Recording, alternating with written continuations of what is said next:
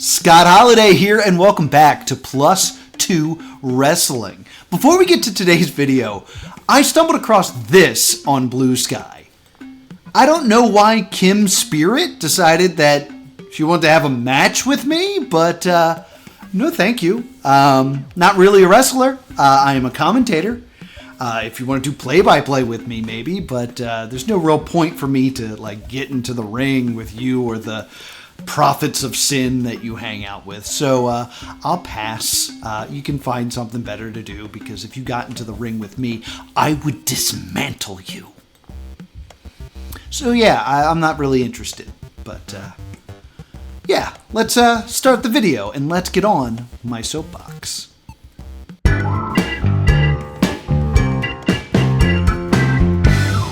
Today on my soapbox, I've been thinking a lot about this rumor that's been making its way around the Twitterverse and on Reddit and in the dirt sheets, and that's the idea that AEW is considering combining two titles, and it seems like they've already laid the groundwork. There seems to have already been this idea that Kenny Omega will be facing Okada at All In. And if Kenny Omega can hold the international title until All In, and Okada can carry the continental title into All In, they can then combine the titles into the obvious joke of the Intercontinental Championship.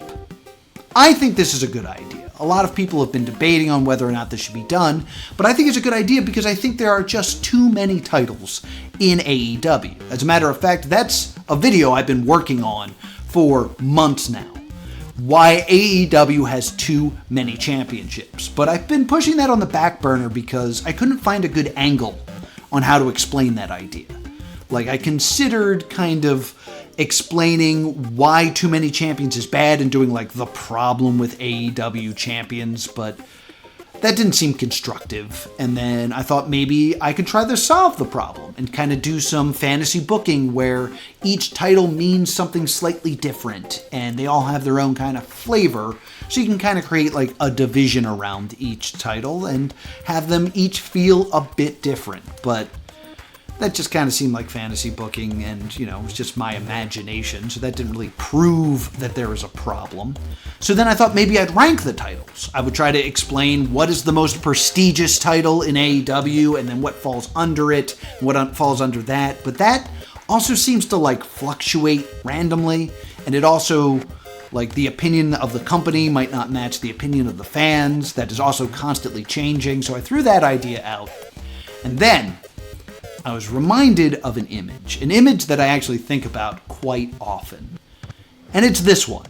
This is a real match that happened on Monday Night Raw. It is the Champions Only match, where the tag team champions Trevor Murdoch and Lance Cade tagged with the Intercontinental Champion Umaga to take on the WWE Champion John Cena and his partner, the WWE Women's Champion Candice Michelle.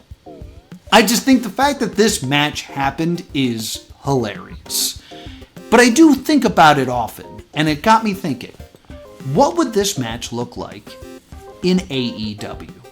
What would a match of all the AEW champions actually look like? So I did some research, and this is what I'm going to present to you. This is what the Champions Only match in AEW would look like. Before we get into it, I want you to take a moment and guess in the comments how many people are in that match. Go ahead and write that down there right now, and while you're doing calculations and trying to figure out your guess, we'll plug in. This very Sunday, March 29th, it is ReGeneration, the first event put on by Power Pro Lucha, and it is sold out. So if you want to see this, be sure to join us live at 6 p.m. on IWTV.live. Newly added to the card, it is the regeneration of an old rivalry as the Cyberhawks, Razorhawk, and Dangerhawk In tag team action, go to war with Crummels and Defarge. These two teams know each other very, very well and reignite their rivalry at ReGeneration. Also in tag team action, we have the Citywide Street Gang battling the State Champs. Plus, in our main event, it is Lucha Armada 5-on-5 as the Spectral Envoy tag with Fist to battle Cheeseburger, Gummy Boar, Weber Hatfield, and Weapon X, Matt Makowski. This is going to be a fantastic show, and if you can't be there in person, watch it live on IWTV at 6 p.m. on March 29th. Saturday, April 5th, Combat Zone Wrestling presents Something's Brewing, taking place at the Neshaminy Creek Brewing Company in Pennsylvania. There's going to be a fantastic show that's actually part of a big VHS convention being put on by Crypt Video Rentals. So come for the convention, stay for the wrestling, because it's going to be an amazing matchup featuring two of the brightest stars currently on the independent wrestling scene as Young Glory. Brando Lee battles the MVP of Ireland Wrestling, L.J. Cleary. Plus, the CZW World Tag Team Championships are on the line as Postgame defends against the former champions, Milk Chocolate.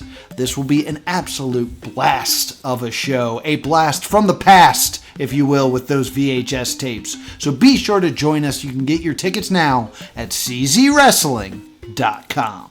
Saturday, April 12th, it is Just Philadelphia Freedom as High Tension Wrestling presents It's Just Philadelphia Freedom at 168 West Tioga Street in Philadelphia, Pennsylvania. There you will see the Philadelphia Freedom Rumble, where people will battle in an over-the-top rope battle royal to earn a right at the High Tension Network champion Philly Mike Swanson that very day. And that's not the only championship on the line, as the Raideranas will be defended by Rob Rackham in a triple threat match against Weber Hatfield and Twitch. This is going to be a very fun day of wrestling, food, raffles, and fun. So be sure to join us for It's Just Philadelphia Freedom, Saturday, April 12th at 1 p.m. All right, did you put your prediction of how many people's in this match in the comments down below? This is your last chance, because once I get started, it doesn't count. So please make your final guess as we talk about what a match with every AEW champion would look like. It would start with Jon Moxley, the world champion, coming out. He's doing this thing, and he comes through the crowd, and he'd be like, I'm the Death Rider. You people don't deserve to see this championship. That's why it's locked in this suitcase. But you know what? That's not enough anymore. I wanted someone to step up and take this title from me, and no one here could do it. So you know what I'm going to do? I'm going to take every AEW title. Right here, right now, I'm challenging every AEW champion to come out here, put their title on the line until we create one super champion. That, of course, brings out Kenny Omega. Kenny Omega is, of course, the international champion. So he comes down, points at Jon Moxley, bang, he accepts the challenge. And then you hear a coin drop, and out comes the Continental Champion, Okada. He calls them both a bitch, gives them the finger, and throws his title in as well. This brings out Daniel Garcia, who does this dance some, and says, fine, you want to do it for all the titles? We'll put all 4 of the singles male titles in one match. Winner takes all. But then they send Hook. Hook comes out and says, while I haven't been holding this title, I have defended the FTW championship in AEW. I am one of the most dominant FTW champions, and while I've relinquished this title, I am the last person to hold that title. So you know what? Let's add that title to the mix as well. Let's add the FTW title to this, and we will shoot for all of it. And I am that young gun that's going to come in here and stand up to you, Jon Moxley. And you know what? None of these guys like you that much either, so you're a bit outnumbered. And Mox says, no. I didn't say every singles title. I want every AEW champion in this match. So I have some friends. And out come the rest of the Death Riders, the current AEW's Trios champions. You got Pac, who's like, I'm a bastard. And then you have Claudio, who's like, I'm really strong. And then you have Wheeler Yuta, who's like, I don't know if this is a really good idea. I don't know if I'm on board with this. But for now, I'll stand next to you, Jon Moxley, teasing a face turn. Maybe Wheeler turns face during this match. Wouldn't that be a novel concept? So if the Death Riders are in this match, that can only mean one thing. We hurt people. We hurt people. Out comes the Hurt Syndicate. MVP says, while I'm not in this match, my boys will be. Because you're facing two of the best athletes in AEW today. The AEW Tag Team Champions, Shelton Benjamin and Bobby Lashley. Two of the most dominant forces in a...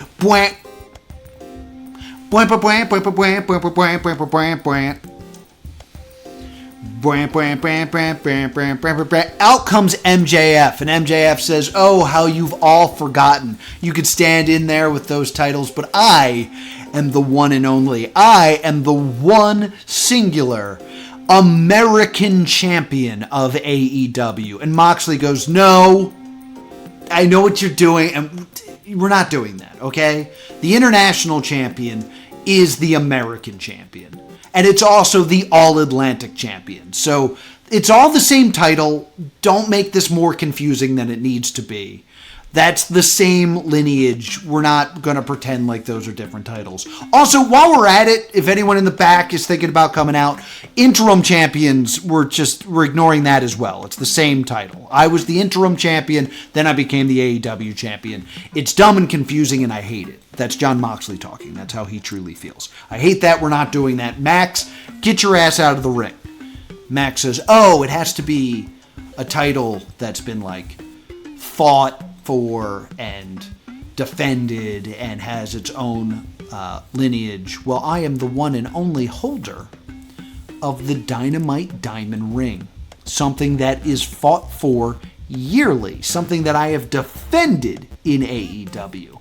And something that I plan to use to knock each and every one of you out so I can leave with all the gold.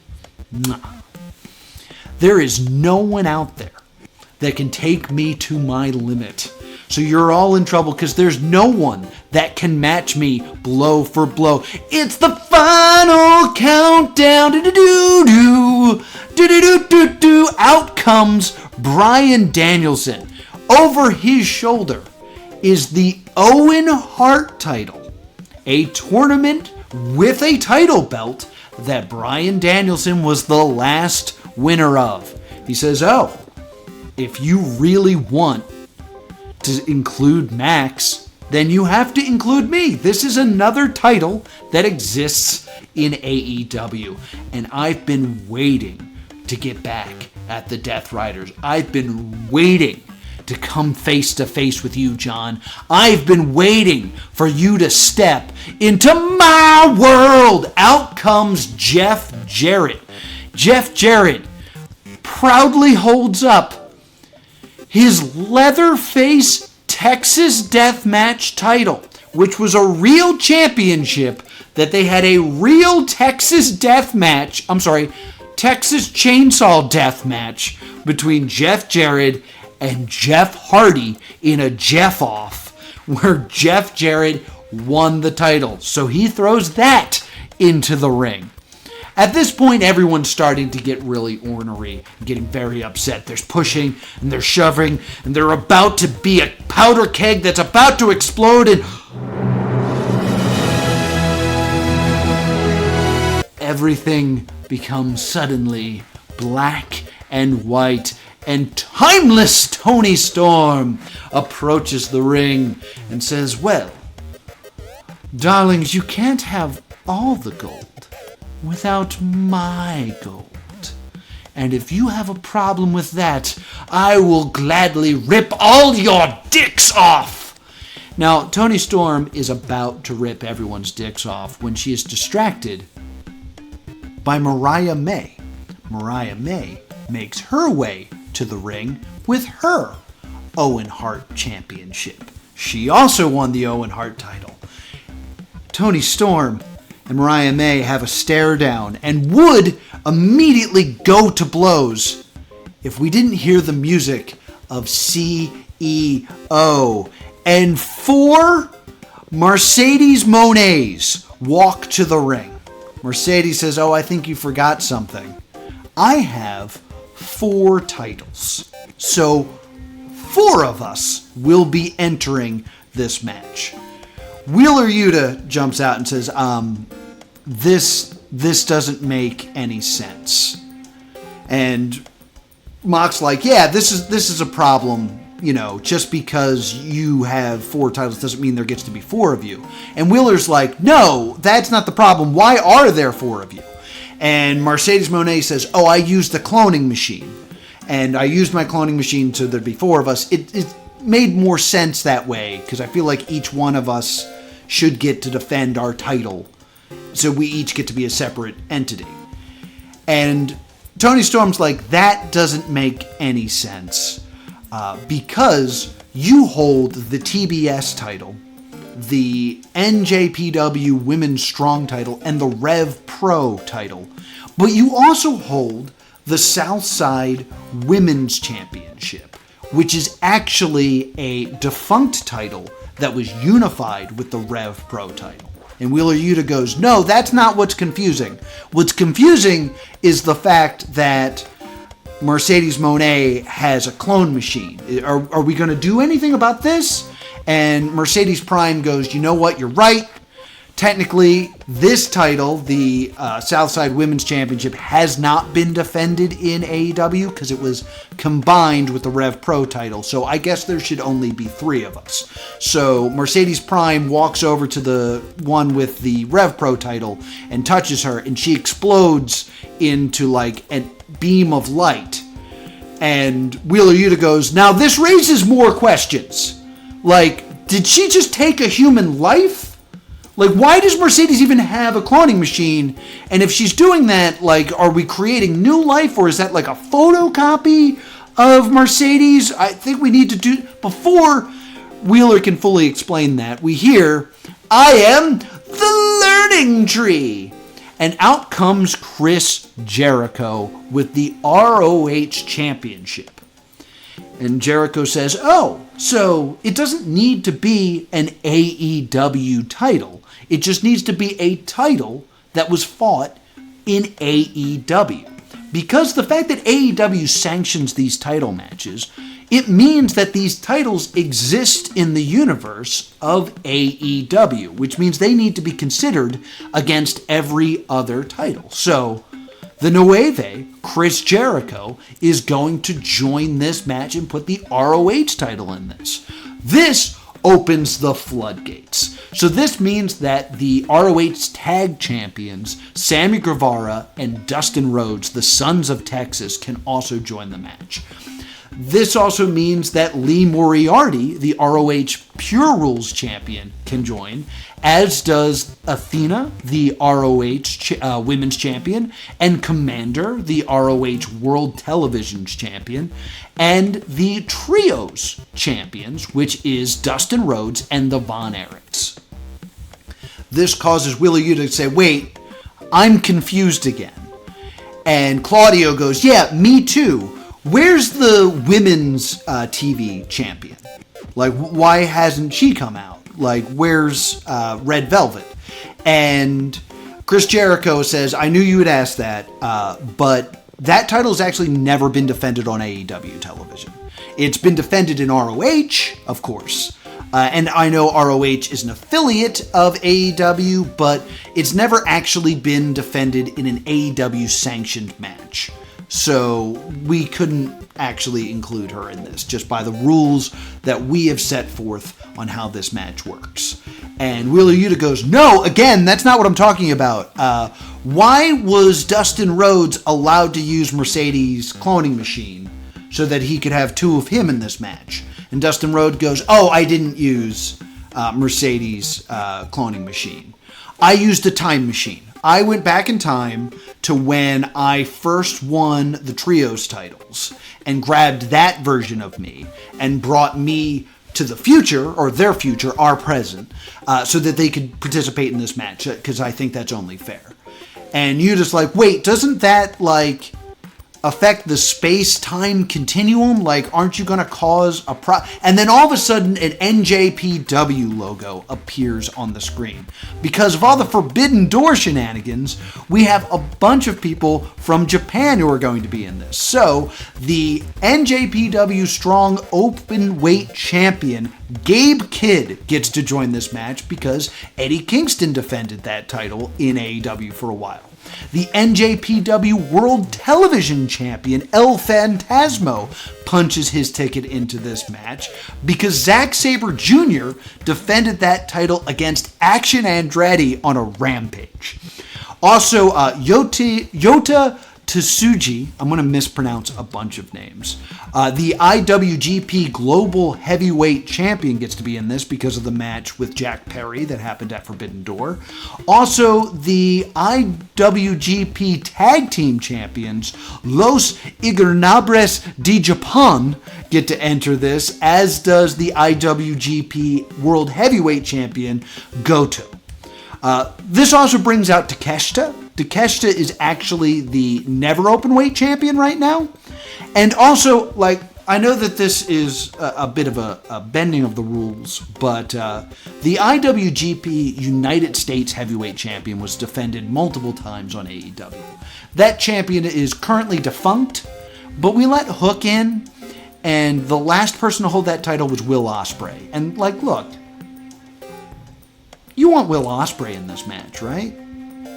Will Ospreay should be in this match. So we're going to add Will Ospreay for the IWGP United States Heavyweight title.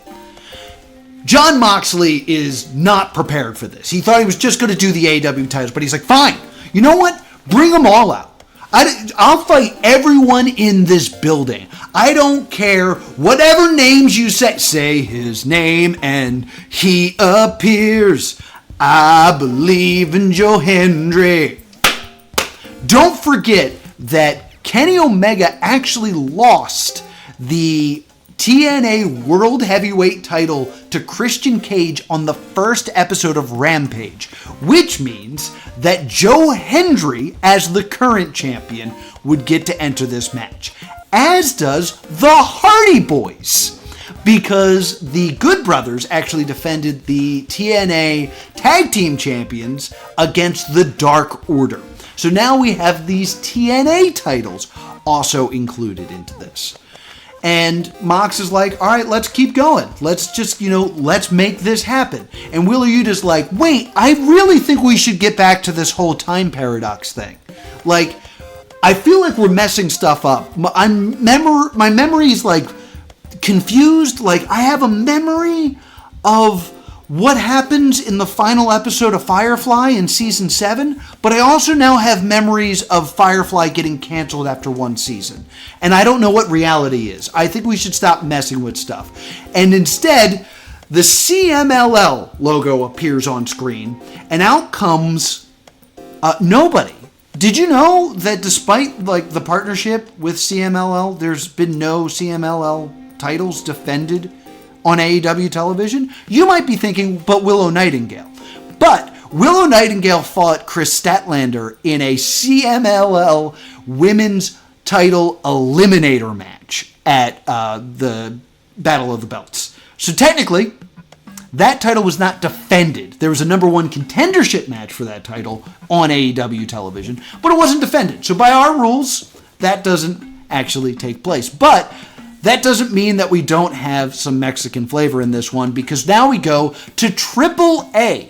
In AAA, we now get to add the Nueva Generation Dimita. I can't speak Spanish. The current AAA World Tag Team Champions, because FTR defended those titles in AEW. We also get El Messia, the AAA Latin American champion, because apparently, and I have no memory of this, that title was held by QT Marshall at some point and defended on AEW television. This also brings out La Harida and Mr. Iguana. They are the current AAA World Mixed Tag Team Champions, because those titles were held by Sammy Guevara and Ty Mello and defended on an episode of Rampage. So, the Intergender Tag Team Champions also get to come and be part of this. That also means, because Vikingo defended the AAA Mega Championship, that champion needs to come out, who is currently being held by Alberto Al Patron, who is a terrible human being who I hate. So as Wheeler Yuta develops a nosebleed, the time-space continuum kind of fluctuates, and Alberto Al Patron disappears and is replaced by Vikingo. We've now crossed into other dimensions and stuff, and I don't want Alberto in this match. So we get rid of him, and Vikingo's in this match. Then, after all that, out comes Billy Corgan.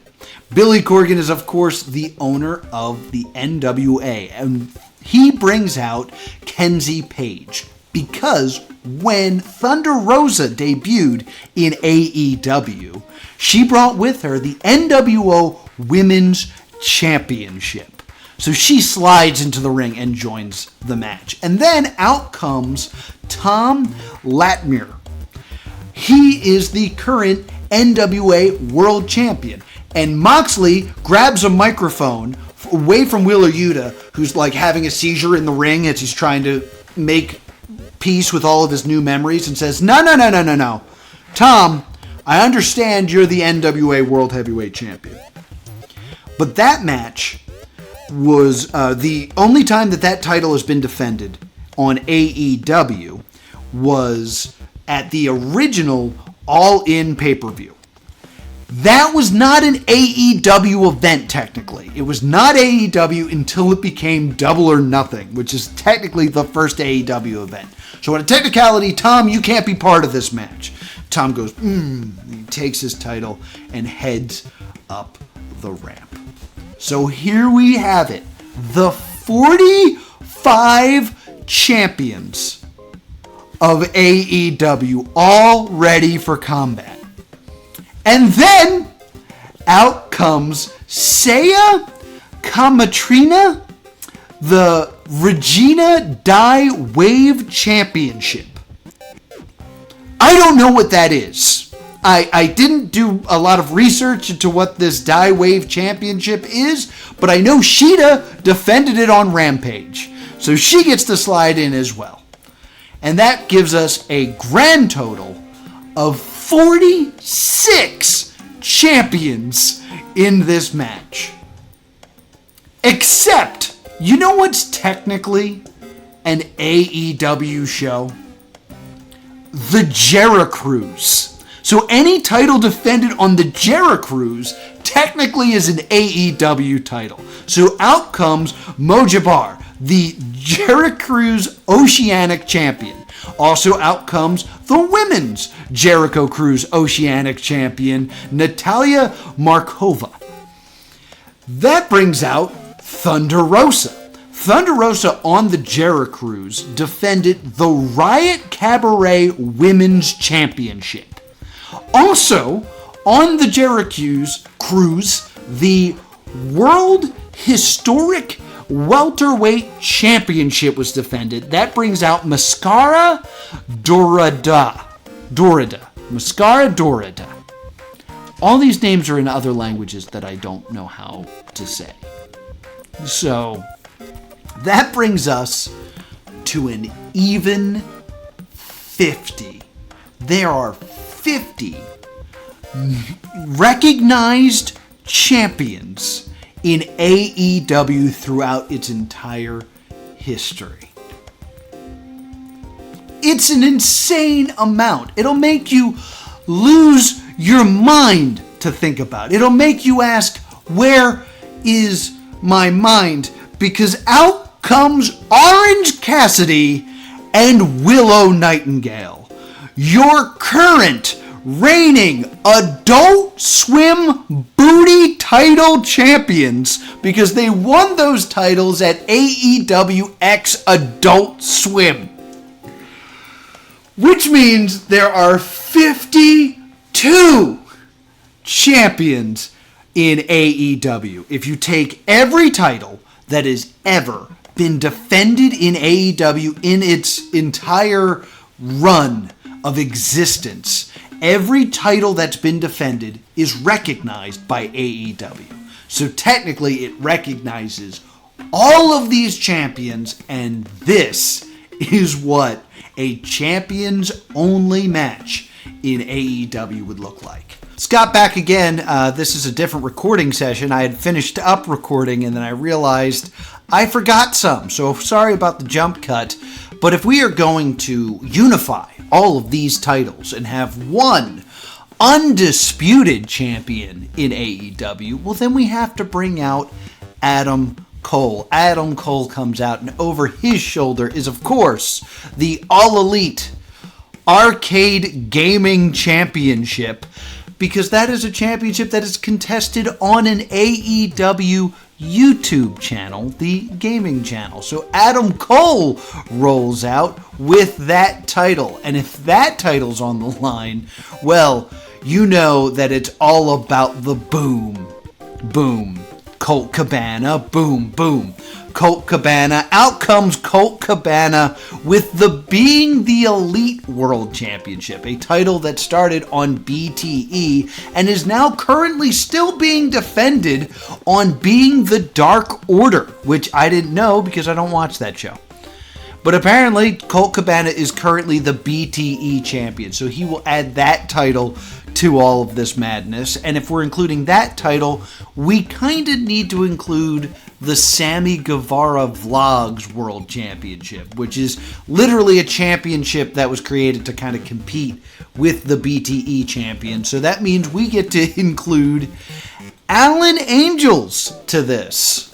So now we're up to 55 champions, all contesting to be known simply as the best in the world.